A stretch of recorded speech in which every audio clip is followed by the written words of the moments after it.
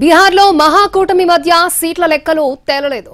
ఎవరికి నచ్చినట్టు వారు అభ్యర్థులను ప్రకటిస్తున్నారు. తాజాగా 143 మంది అభ్యర్థులను ప్రకటించింది ఆర్జేడీ. రఘుపూర్ నియోజకవర్గం నుంచి తేజస్వి యాదవ్ పోటీ చేస్తున్నారు. అయితే మొదటి విడత ఎన్నికలకు సంబంధించి నామినేషన్ల పర్వం ఈ నెల 15నే ముగిసింది. అయినప్పటికీ అభ్యర్థులను ప్రకటించకుండానే నామినేషన్లు వేయించింది ఆర్జేడీ. తొలి విడతలో పోలింగ్ జరగబోతున్న 121 నియోజకవర్గాల్లో నామినేషన్ల ఉపసంహరణకు ఇవాళే ఆఖరు తేదీ. ఇప్పుడు అభ్యర్థులతో లిస్టు రిలీజ్ చేసింది ఆ పార్టీ.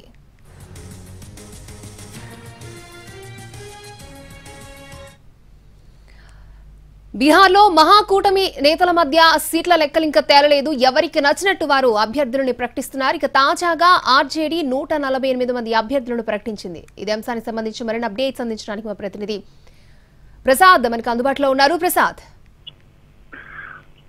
ముందుగా ఎట్టకేలకు మహాగఠబంధన్లోని పార్టీలన్నీ కూడా అభ్యర్థులను దాదాపు అంతిమంగా అధికారికంగా ప్రకటించినట్టుగా మనం అనుకోవడానికి ఆస్కారం ఉంది. ప్రస్తుతం ఆర్జేడీ రాష్ట్రీయ జనతాదళ్ 143 సభ్యులతో కూడినటువంటి జాబితాను ఒకేసారి విడుదల చేయడం జరిగింది. ప్రధానంగా తొలి విడత ఎన్నికల సందర్భంగా పోటీ చేసే అభ్యర్థులు నామినేషన్లు వేసిన తర్వాత ఆ నామినేషన్లు ఎవరెవరైతే ఉన్నారో వాళ్ళకి ఎన్నికల గుర్తును కేటాయించి అభ్యర్థులు మాత్రం అధికారికంగా ప్రకటించలేదు. వాస్తవానికి మహాగఠబంధన్లో ఉన్నటువంటి భాగస్వామ్య పక్షాల మధ్య పరస్పర పోటీ కూడా ఉన్నది. దాదాపు 14 స్థానాల్లో 2 విడతల్లో మొత్తం 243 స్థానాలకు గాను 14 స్థానాలు గాను అంటే ప్రాథమికంగా అందుతున్న సమాచారం ప్రకారం 14 స్థానాల్లో పరస్పర పోటీ చేసేందుకు సిద్ధమయ్యాయి. కాంగ్రెస్ పార్టీకి వ్యతిరేకంగా రాష్ట్రీయ జనతాదళ పార్టీ ఆర్జేడీ, అదేవిధంగా ఆర్జేడీకి వ్యతిరేకంగా సిపిఐకి వ్యతిరేకంగా బీజేపీ, ఈ రకంగా అన్ని భాగస్వామ్య పక్షాలు కూడా వారంతటా వారే పరస్పర పోటీ చేసేందుకు కూడా సిద్ధమై ఆ మేరకు అభ్యర్థులను రంగంలోకి దించాయి. ఎట్టకేలకు మహాగఠబంధన్ ఎన్నికలకు సన్నద్ధమైంది.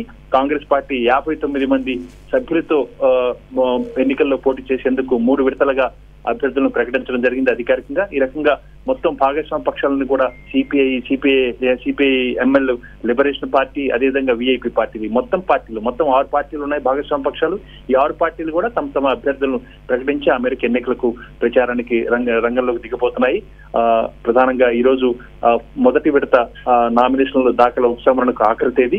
అదేవిధంగా ఈ రోజు 2వ విడత నామినేషన్ల ప్రక్రియ కూడా ప్రారంభమైంది. ఈ రకంగా మొత్తం బీహార్ ఎన్నికలకు రంగం సిద్ధమైంది. దాదాపు ఎన్నికల సంఘం, కేంద్ర ఎన్నికల సంఘం అబ్జర్వర్స్ అదేవిధంగా ఎంత మేరకు అభ్యర్థులు ఖర్చు పెడుతున్నారు, ఏ రకంగా ప్రచార సరళి జరుగుతుంది, వీటన్నిటి కూడా ప్రతి అంశాన్ని కూడా వాళ్ళ యొక్క లెక్కలు, ఖాతాలు, బ్యాంకు ఖాతాలు ఇవన్నీ కూడా పర్యవేక్షించేందుకు గాను పరిశీలకులను ఇప్పటికీ నియామకం చేసింది. వారంతా కూడా రంగంలోకి దిగారు. ఎక్కడ కూడా ఎలాంటి లోపం లేకుండా చాలా స్వేచ్ఛాయుత వాతావరణంలో ఎన్నికలు జరిగేందుకు కూడా కేంద్ర ఎన్నికల సంఘం అన్ని చర్యలు కూడా తీసుకుంది. ప్రధానంగా బీజేపీ నేతృత్వంలో ఎన్డీఏ మాత్రం పూర్తి స్థాయిలో ఎన్నికల ప్రచారాన్ని చాలా రోజుల క్రితమే ప్రారంభించింది. పెద్ద నాయకులు, బీజేపీ రాజకీయ ఉద్దండులంతా కూడా ఎన్నికల ప్రచారం చేయడానికి సిద్ధమయ్యారు. అదేవిధంగా ప్రధాని స్వయంగా కూడా బీహార్ లో పర్యటించబోతున్నారు. అమిత్ షా 3 రోజుల పర్యటన చేశారు. అక్కడ ఉన్నటువంటి మేధావులతోనూ, అదేవిధంగా అక్కడ ఉన్నటువంటి భాగస్వామ్య పక్షాల నేతలతోనూ, కార్యకర్తలతోనూ, సీనియర్ కార్యకర్తలతో కూడా సమావేశాలు నిర్వహించి సమన్వయంతో సమిష్టిగా పోటీ చేయాలని చెప్పి అక్కడ వాళ్ళందరినీ కూడా ప్రోత్సాహం చేయడం జరిగింది. ఈ రకంగా ఇటు ఎన్డీఏ కూటమి, అదేవిధంగా మహాగఠబంధన్ కాంగ్రెస్, ఆర్జేడీ కూటమి కూడా ఎన్నికలకు సిద్ధమయ్యాయి. పూర్తిగా అభ్యర్థులందరూ కూడా ఒకేసారి ఆర్జేడీ ఈ రకంగా ముందుగా అభ్యర్థులకు ఏమాత్రం కూడా అభ్యర్థులను ప్రకటించకుండా ఎన్నికల గుర్తును మాత్రం కేటాయించి ఈ రకంగా అభ్యర్థులను ఒకేసారి ప్రకటించడం ఇదే తొలిసారి. ఆర్జేడీ చాలా సంకటమైనటువంటి పరిస్థితుల్లో అభ్యర్థులను గుర్తించలేక, ఆ మేరకు ఎంపిక చేసి వారిని అభ్యర్థులను ప్రకటించలేక కొంతమేరకు మహాగఠబంధన్లో భాగస్వామ్య పక్షాలు సతమతమయ్యాయి.